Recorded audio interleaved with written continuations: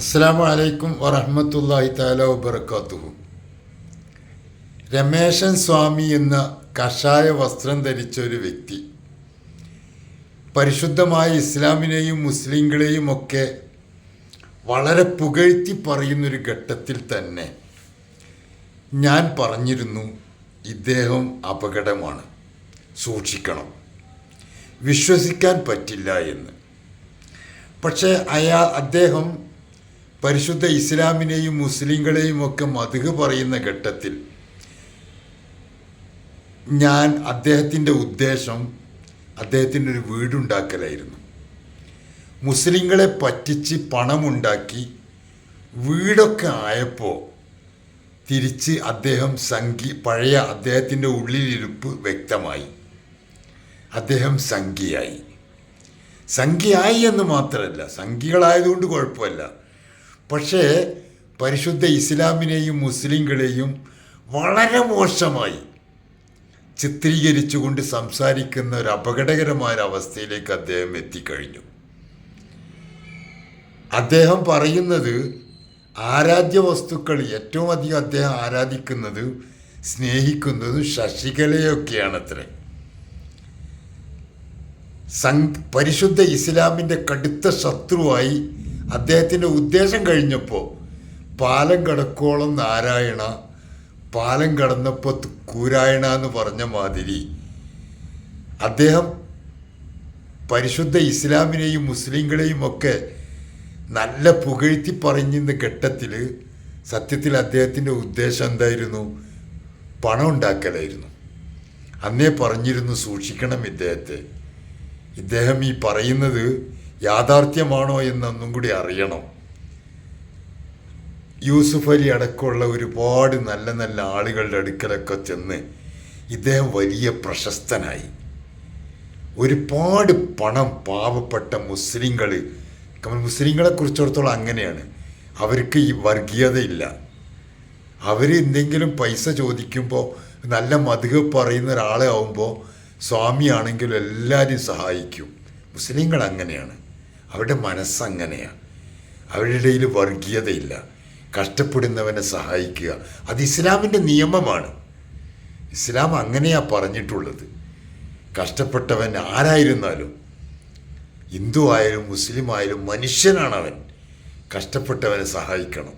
ഇത് അറിഞ്ഞ മുസ്ലിങ്ങൾ അദ്ദേഹത്തെ നല്ലോണം സഹായിച്ചു. അദ്ദേഹത്തിന് വീടുണ്ടായപ്പോൾ പിന്നീട് അദ്ദേഹം പറയുന്നു, ഇത് നിങ്ങളൊന്നും ഒരു അവകാശമില്ല, ഇത് നിങ്ങളുടെ ഔദാര്യമൊന്നുമല്ല, ഞാൻ കഷ്ടപ്പെട്ടതിനുള്ള പ്രതിഫലമാണെന്ന്. വളരെ ചീഞ്ഞ സ്വഭാവമാണ് അദ്ദേഹത്തിന്, മോശമായ വൃത്തികെട്ട സ്വഭാവമാണ്. കാരണം ഒരു സ്വാമി എന്നൊക്കെ പറയുമ്പോൾ സത്യത്തിൽ മുസ്ലിങ്ങളെ കുറിച്ചിടത്തോളം ഉസ്താദ് എന്നൊക്കെ പറയുന്നത് പോലെ ഒരു സ്വാമി എന്നൊക്കെ പറയുമ്പോൾ അതിൻ്റെ ഒരു മര്യാദയില്ലേ, അതിൻ്റെ ഒരു സ്നേഹമില്ലേ?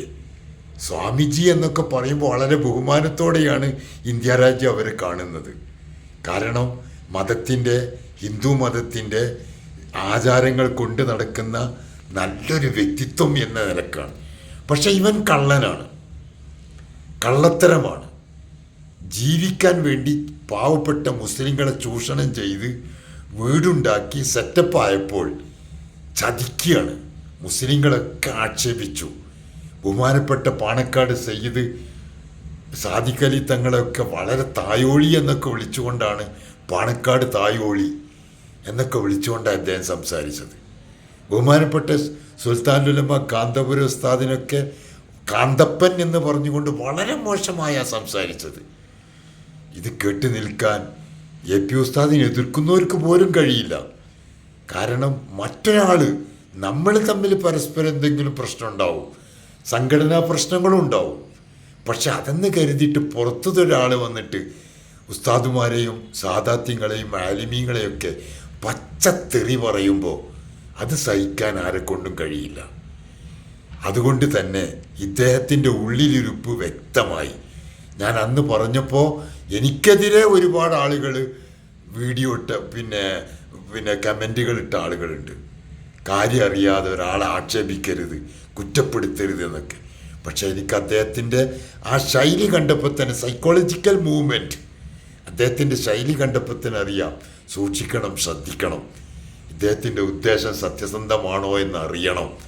പക്ഷേ ഇപ്പം എന്തായി, എല്ലാ മുസ്ലിങ്ങളെയും, അദ്ദേഹം പണം കൊടുത്ത് സഹായിച്ച മുസ്ലിങ്ങളെയൊക്കെ പച്ചത്തെറി പറഞ്ഞുകൊണ്ട് ആക്ഷേപം നടക്കുകയാണ്. സ്വാമിമാരെന്നൊക്കെ പറഞ്ഞാൽ ഇങ്ങനെ ആകാൻ പറ്റുമോ? ഇവൻ കള്ളനാണ്. യഥാർത്ഥ സ്വാമിമാരെ പോലും നമ്മുടെ ഇടയിൽ അസ്വസ്ഥതയുണ്ടാക്കുന്ന, വിശ്വാസം നഷ്ടപ്പെടുത്തുന്ന വളരെ മോശമായ ഒരു സ്വാമിയാണ് ഇദ്ദേഹം. അതുകൊണ്ട് ഒരിക്കൽ പോലും ഇനി ഇദ്ദേഹത്തെ വിശ്വസിക്കരുത്. ഇദ്ദേഹത്തിൻ്റെ ചാനലുകളും മറ്റുമൊക്കെ കണ്ടിട്ട് ഇനി ആരും അദ്ദേഹത്തിൻ്റെ പുറകെ കൂടരുത്. സൂക്ഷിക്കണം. ഇദ്ദേഹം വഞ്ചകനാണ്, കാപടനാണ്, വളരെ മോശമാണ്.